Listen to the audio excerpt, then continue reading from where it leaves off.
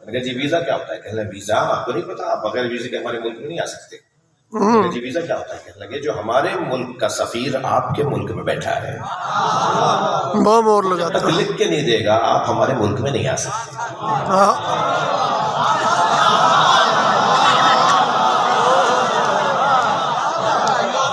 میرے مولا علی کا عنوان یہ ہے کہ علی لکھ کے دیں گے کہ کون جنت میں جائے۔ وہ جنت کی خوشبو بھی، وہ جنت کی خوشبو بھی نہیں سونگھ پائے گا جس کے دل میں بغض علی ہو۔ میرے بچوں جوانوں، دو بڑی بیماریوں کا تذکرہ کروں گا، ایک حب دنیا، ایک بغض علی۔ یہ دونوں بیماریاں اہل بیت کو تکلیف پہنچاتی ہیں۔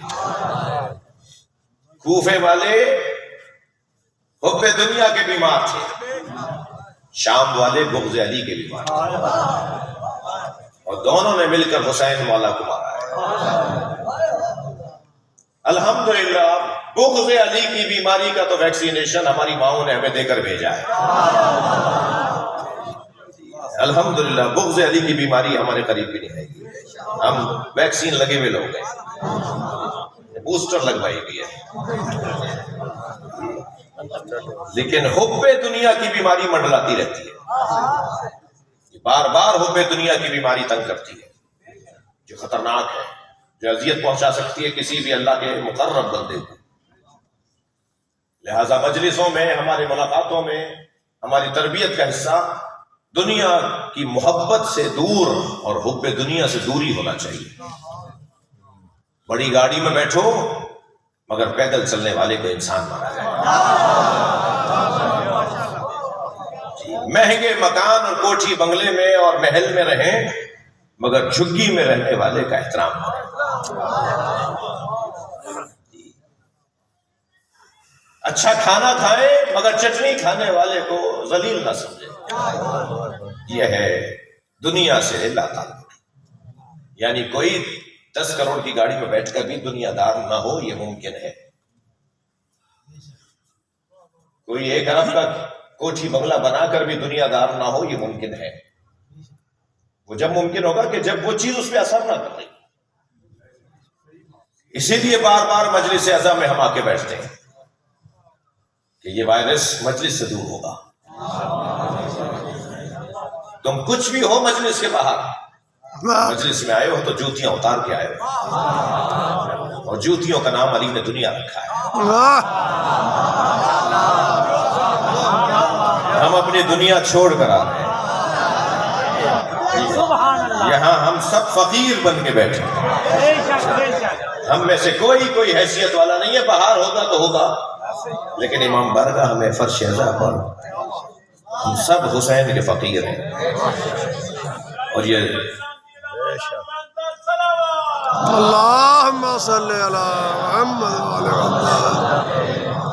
اور یہ جو کیفیت ہے کہ ہم امام کے دروازے پر آتے ہیں تو اپنی ذات کی نفی کر کے آتے ہیں، بے شک وہ نسخہ ہے کہ جو حب دنیا سے ہمیں بچاتا ہے۔ کیسے کیسے سردار کربلا میں مارے گئے، جن کے نام سے دنیا کانپتی تھی۔ انہوں نے کربلا میں حسین مولا کی جوتیاں سیدھا کرنا اپنی عزت سمجھی، اور جو انہوں نے سمجھا وہ صحیح سمجھا کہ آج 1400 سال کے بعد بھی حبیب علیہ السلام ہے، حر علیہ السلام ہے، اور وہ زہیر تین جو عثمانی العقیدہ تھے۔ امام نے 3 مرتبہ حضرت عباس سے پوچھا زہیر کہاں ہے، تو زہیر کا پتہ نہیں مل رہا تھا کہ زہیر ہے کہاں۔ معلوم ہوا کہ عمرہ کرنے گئے ہوئے۔ اچانک امام کا سفر جاری ہے کہ اچانک ایک قافلہ آتے ہوئے دیکھا۔ عباس یہ قافلہ کس کا ہے؟ کچھ ہی دیر میں حضرت عباس نے فرمایا مولا یہ قافلہ زہیر خین کا ہے۔ فرمایا زہیر کو جا کے کہو کہ حسین بلا رہے۔ امام نے اپنے خیمے لگوائے، کچھ فاصلے پہ زہیر کے خیمے لگے. مولا عباس پہنچے، زہیر آپ کو حسین بلا رہے ہیں، مولا بلا رہے ہیں. زہیر نے کہا اے عباس علی، میرے پاس صحت مند خوبصورت تازہ فروا گھوڑا ہے، وہ میری طرف سے حسین کو ہدیہ دے دو اور کہو مجھے معاف رکھے. مولا عباس نے فرمایا مجھے اس کی اجازت نہیں ہے کہ میں آپ سے کوئی چیز وصول کروں. جا کے مولا سے کہا مولا زہیر اپنا گھوڑا دے رہے تھے، فرمایا جا کے زہیر سے کہو کہ ہمیں تمہارے گھوڑے کی ضرورت نہیں ہے، ہمیں تمہاری ضرورت ہے. گئے تو جا کے کہا کہ مولا سے کہو کہ میں اس سفر میں آپ کے ساتھ نہیں جانا چاہتا جس سفر کا آپ نے ارادہ کیا ہے. یہاں تک بات آ گئی. امام نے فرمایا عباس جا کے زہیر سے کہو کہ حسین آ رہے ہیں. جیسے آ کر بتایا نا کہ حسین مولا آ رہے ہیں، زہیر کے ہاتھ پیر کانپنے لگے. فوراً سر پہ امامہ رکھا، اپنی آبادوش پہ لی، خیمے سے باہر نکلے تاکہ استقبال کریں. سامنے امام کا ذوالجلال آ کے رکا، آگے بڑھ کے امام کی گھوڑی کی لگام کو تھاما، رکابوں کو تھاما تاکہ حسین اتریں. امام نے زہیر کا ہاتھ پکڑا اور صحرا میں تنہا چلے گئے. سب دیکھ رہے ہیں کہ امام حسین اور زہیر اکیلے جا رہے ہیں. کچھ دیر کے بعد واپس آئے، امام اپنے ذوالجلال میں بیٹھے، زہیر اپنے خیمے میں آئے، اپنی زوجہ سے آ کے کہا میں تمہیں طلاق دینا چاہتا ہوں. زوجہ جن کا نام دلہا لکھا ہے، انہوں نے کہا کہ میں نے تو کوئی ایسی بات نہیں کی، ہمارے درمیان تو بہت اچھی ہمانگی ہے، آپ طلاق کیوں دے رہے ہیں؟ کہ حسین نے مجھے جنت میں میرا مقام دکھایا ہے. اور کہا ہے زہیر تمہارا نام تو میرے نانا نے مجھے لکھ کر دیا ہے. حتیٰ نبی مولا نے سرکار دو جہاں نے امام حسین کو جو لسٹ دی تھی، فہرست دی تھی کہ کون کون کربلا میں شہید ہوگا، کون کیسے شہید ہوگا، یہ بھی نبی بتا کے گئے تھے. اس میں زہیر کا نام بھی ہے. اور زہیر مل نہیں رہے تھے تو حسین کربلا کیسے پہنچے؟ ابھی ایک رکن باقی ہے، ایک رکن ابھی مل نہیں رہا. کربلا سجے گی جب سارے ارکان آ جائیں گے. کہا مجھے جنت میں حسین نے میرا مقام دکھا دیا ہے، تم آزاد ہو، میں تمہیں طلاق دے دیتا ہوں. کیا احتیاط تھی ان کے یہاں. وفات کی عدت 4 مہینے 10 دن اور طلاق کی عدت 3 مہینے. طلاق دے رہے ہیں تاکہ 1 مہینہ زیادہ میرے نام پہ نہ رکے. کیا احتیاط ہے، کیا سبب ہو سکتا ہے؟ میں تو یہی سمجھاؤں. اگر وفات شہادت کے بعد عدت کرتی تو 4 مہینے سے زیادہ کرتی. طلاق کی کریں گی تو 3 مہینے کی عدت کریں گی. 1 مہینہ کیوں میرے نام سے جڑی رہے کہ میں تمہیں طلاق دے رہا ہوں. کہ زہیر تم اگر جنت میں جا رہے ہو، تم اگر حسین کے ساتھ شہید ہوگے تو مجھے اپنے نام کے ساتھ جڑا رہنے دو. اجرکم اللہ. جب بھی مجھے کوئی کہے گا تو کہے گا زہیر کی زوجہ ہے. زہیر چلے گئے، کربلا میں شہید ہو گئے. دلہا کو ساتھ نہیں لے کر گئے، جو بات میں گفتگو ہے وہ طویل ہے. یہ خیمہ لگا کے بیٹھی ہے کہ مجھے خبر تو آئے کہ کربلا میں کیا ہوا. خبر آئی کہ کربلا میں حسین کو مار دیا، حسین کے اصحاب کو مار دیا اور لاشوں کو بغیر کفن دیے چھوڑ کر چلے گئے. تو دلہا نے اپنے غلام کو بلا کر کہا تو بہت مدت سے ہماری خدمت میں ہے، ایک میرا کام کر دے، میں تجھے آزاد کر دوں گی. یہ کفن لے اور کربلا جا کے اپنے مولا زہیر کو کفن پہنا دے. جب کفن پہنا کے آ جائے گا تو میں تجھے آزاد کر دوں گی. یہ غلام کفن لے کے کربلا جاتا ہے.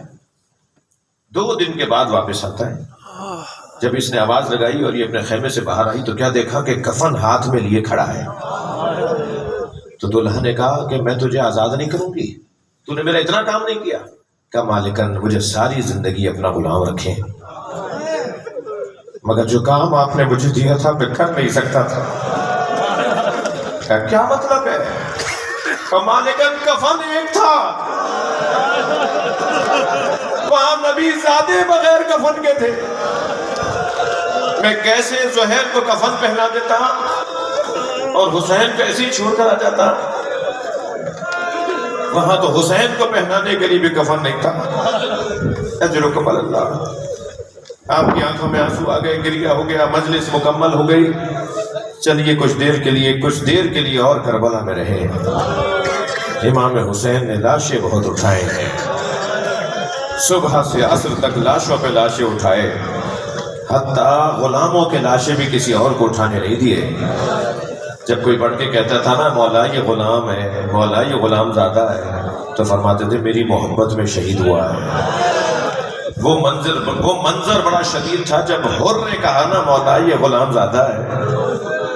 امام نے فرمایا نہیں, حر جوان کی میت باپ نہیں اٹھاتا, تمہارے بیٹے کی میت حسین اٹھائیں گے. اور امام نے حر کے بیٹے کی میت اٹھائی, اور یہ کہہ کر اٹھائی کہ جوان کی میت باپ نہیں اٹھاتا. مگر جب علی اکبر کا لاشا اٹھا رہے تھے تو کربلا میں کوئی نہیں تھا جو بڑھ کر کہتا کہ جوان بیٹے کی میت باپ نہیں اٹھاتا. اجرکم اللہ, اجرکم اللہ. مگر عزادارو عجیب منظر ہے, جب علی اکبر کا لاشا اٹھا لیا اجرکم اللہ تو برابر سے ایک بی بی کے سلام کی آواز آئی. اب جو امام حسین نے مڑ کر دیکھا تو جناب زینب کھڑی تھی. آواز دے کر کہا بھائی میں نے اسے پالا تھا, میں ہی جنازہ اٹھاؤں گی. واحد لاشا ہے جو جناب زینب نے اٹھوایا ہے اور لا کے گنج شہیدہ میں رکھ دیا. بہت رو لیے, گریہ ہو گیا. بس ایک جملہ اور سن لیجئے, جس کا جو ہر ایک لاشا اٹھاتا رہا اس کا لاشا اٹھانے والا کوئی نہیں تھا. حتیٰ غربت اہل بیت کی ایسی تھی کہ کوئی بتانے والا بھی نہیں تھا کہ حسین کو کہاں کس نے مارا ہے. گھوڑے نے دوڑنا شروع کیا اور خیمہ کے قریب پہنچا. آپ نے بہت سنا ہوگا کہ بیٹیوں کو باپ سے بڑا پیار ہوتا ہے اور بیٹیاں اور باپ بھی بیٹیوں سے بڑا پیار کرتے ہیں. میں نے کربلا کے مقتل میں دیکھا ہے, ذوالجناح ڈھونڈ رہا تھا سکینہ کہاں ہے. اجرکم اللہ, اجرکم اللہ. آخری جملہ عرض کر رہا ہوں, مجلس مکمل کر رہا ہوں. اسی خیمے پہ جا کے رکا جس خیمے میں سکینہ تھی, اور زمین پہ ایسے پیر مارنے لگا جیسے ماتم کر رہا ہو. سکینہ بی بی نے بابا کے گھوڑے کی آواز سنی تو باہر آئی. گھوڑا گردن جھکائے کھڑا تھا, سر پر ہاتھ رکھ کر ایک ہی جملہ فرمایا, یا جواد و ابی حل سقیا ابی ام قتل عطشانا. اے بابا کے باوفا گھوڑے, مجھے اتنا بتا دے پانی پلا کر مارا یا میرے بابا کو پیاسا مار دیا. میرا بابا پیاسا بہت تھا. اللہ لعنت اللہ, یا اللہ قوم الظالمین, یا اللہ ان نوازوں پر رحمت.